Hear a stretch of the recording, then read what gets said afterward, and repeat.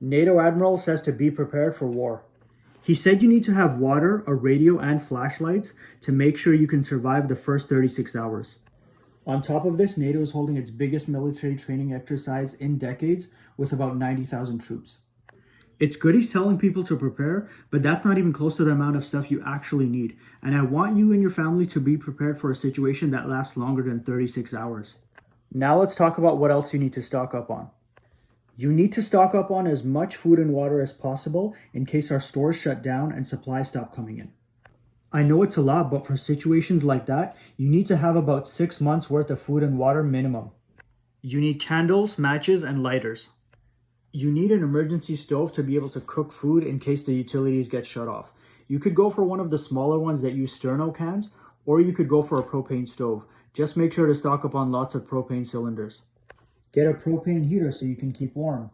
Stockpile firewood if you live in a house. Get a high quality first aid kit. Consider getting level 4 body armor.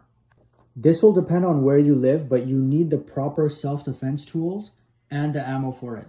A minimum of 600 rounds, or ideally you should have about 3,000 rounds if possible. You should consider getting a gas mask with the correct CBRN filters so you don't choke on whatever's going around in the air after an attack. Get potassium iodide so you can stop the thyroid from absorbing radioactive material after a nuclear incident.